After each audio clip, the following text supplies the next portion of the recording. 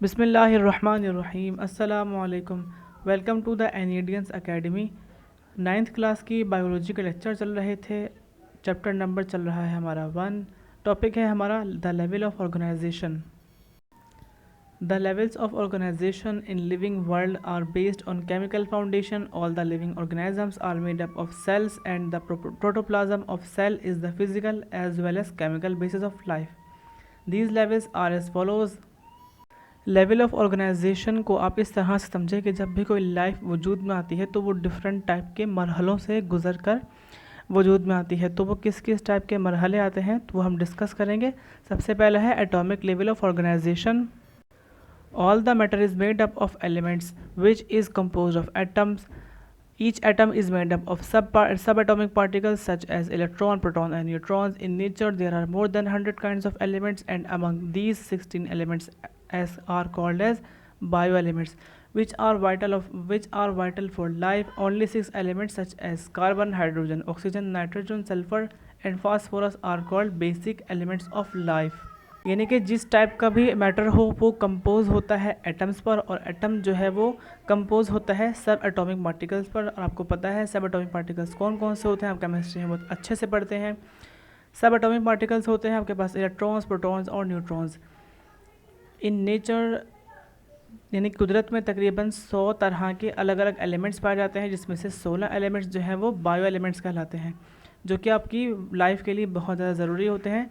जिसमें से 6 एलिमेंट्स यानी कि carbon, hydrogen, oxygen, nitrogen, sulphur और फास्फोरस जो है वो बेसिक एलिमेंट्स ऑफ लाइफ कहलाते हैं। हम बात करते हैं मॉलिक्यूलर लेवल ऑफ ऑर्गेनाइजेशन की।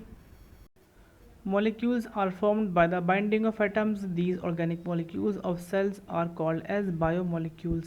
यानी कि जब बहुत सारे एटम्स आपस में मिलते हैं तो वो मिलके बनाते हैं मॉलिक्यूल, और ये जो ऑर्गेनिक मॉलिक्यूल्स होते हैं इन्हें हम बायोमोलिक्यूल्स कहते हैं। They are constructed in great variety and complexity. इनकी जो बायोमोलिक्यूल्स आपके पास होते हैं यानी कि आपके जो ऑर्गेनिक मॉलिक्यूल्स होते हैं इनकी बहुत ज़्यादा वैरायटीज़ होती हैं, और ये बहुत ज़्यादा कॉम्प्लेक्स होते हैं यानी कि बहुत ज़्यादा पेचीदा होते हैं। They are classified as micromolecules and macromolecules. इन्हें 2 तरह की क्लासिफिकेशन में डिवाइड किया गया है, एक है माइक्रोमोलिक्यूल्स और दूसरा है आपके पास macromolecules. Glucose, amino acid and fatty acids are micromolecules. Glucose, amino acids और फैटी एसिड्स को जो है वो माइक्रोमोलिक्यूल्स कहा जाता है, जबकि कार्बोहाइड्रेट्स, प्रोटीन्स और लिपिड्स को मैक्रोमोलिक्यूल्स कहा जाता है। The units of micromolecules combine together to form macromolecules. Next है cellular level of organization. The biomolecules when work together in the form of suspension, it is called protoplasm. Biomolecules जब आपस में work करते हैं तो वो एक सस्पेंशन क्रिएट करते हैं। वो सस्पेंशन जो होता है वो एक लिक्विड ही होता है जिसे हम प्रोटोप्लाज्म कहते हैं। Protoplasm is the combination of organic and specific inorganic substances. Basically protoplasm जो होता है वो एक कॉम्बिनेशन होता है यानी कि मिलाप होता है ऑर्गेनिक सब्सटेंसेस और इनऑर्गेनिक सब्सटेंसेस का। When protoplasm work in the form of a unit this is called a cell. जब प्रोटोप्लाज्म एक यूनिट की शक्ल में वर्क करता है तो उसे हम कहते हैं cell. Cell is the basic unit of living organisms. Cell जो है आपको पता है कि एक बेसिक यूनिट ऑफ लाइफ जिसे हम कहते हैं, ये एक एमसीक्यूज़ पॉइंट ऑफ व्यू के हिसाब से भी एक इम्पॉर्टेंट पॉइंट है। Cell is the basic unit of living organisms. When similar type of cells organize together in a group called tissues. जब सेम टाइप के सेल्स आपस में मिलते हैं तो वो बनाते हैं एक ग्रुप, और उस ग्रुप को हम कहते हैं tissues. The different types of tissues arranged in a particular manner to work together are called organs. और जब सेम टाइप के टिश्यूज़ या फिर डिफरेंट टाइप के टिश्यूज़ आपस में जब डिफरेंट टाइप के टिश्यूज़ आपस में अरेंज किए जाते हैं एक पर्टिकुलर अरेंजमेंट के हिसाब से और वर्क करते हैं तो उसे हम कहते हैं ऑर्गन्स। इंसान की बॉडी में या फिर किसी जानवर की बॉडी में डिफरेंट टाइप के ऑर्गन्स होते हैं। ऑर्गन्स आपके पास कौन कौन से होते हैं? फॉर एग्जांपल आपका हार्ट होता है, आपके लंग्स होते हैं, आपकी किडनीज होती हैं। Organs of different types work in a coordinated manner to perform a function is called organ system. यानी कि ऑर्गन्स, डिफरेंट टाइप के ऑर्गन्स जब कोऑर्डिनेट यानी कि आपस में मिलकर कोई फंक्शन परफॉर्म कर रहे होते हैं तो उसे हम कहते हैं organ system.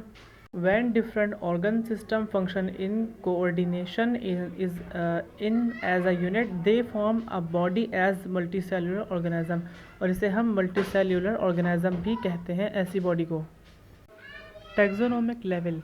There is another level of organization which is related with living organisms. The species is the smallest unit of taxonomic level of organization, which includes morphologically similar living organisms which interbreed and produce fertile offspring.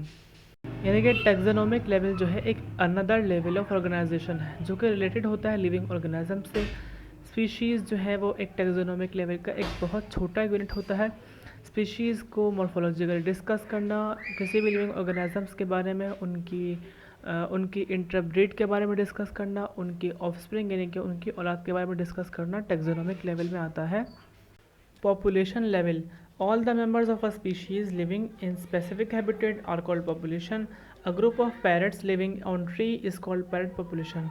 Population का मतलब सब अच्छे से जानते हैं, यानी कि आबादी. जितने भी स्पीशीज़ के जितने भी मेंबर्स होते हैं वो अपने अलग अलग हैबिटेट यानी कि अपने स्पेसिफिक हैबिटेट यानी कि अपने अपने माहौल में रहते हैं, वो उनकी पॉपुलेशन कहलाती है.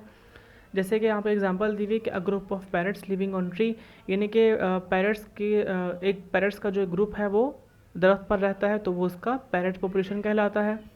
Community level, the members of different species living in specific habitat are called as community. A group of different kind of birds living on tree is called as bird community. Community के बारे में बात करें अगर, तो जितनी भी different type की स्पीशीज़ के जो मेंबर्स होते हैं जब वो अपने स्पेसिफिक हैबिटेट्स में रहते हैं तो वो कहलाता है community.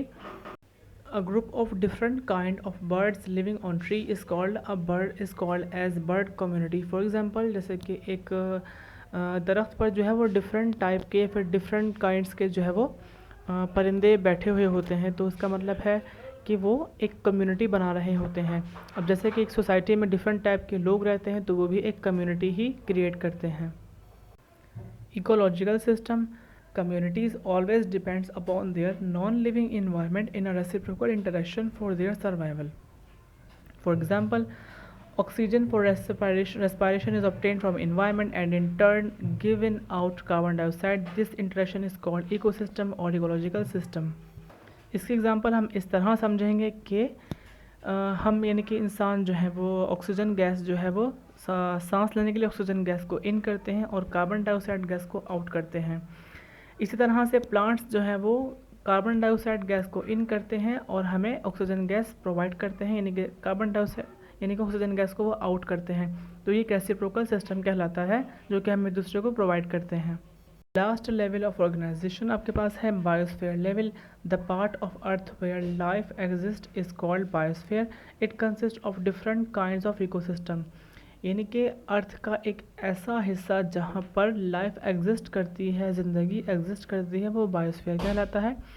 It consist of different kinds of ecosystem, जिसमें डिफरेंट टाइप के फिर डिफरेंट काइंड्स के इकोसिस्टम भी पाए जाते हैं.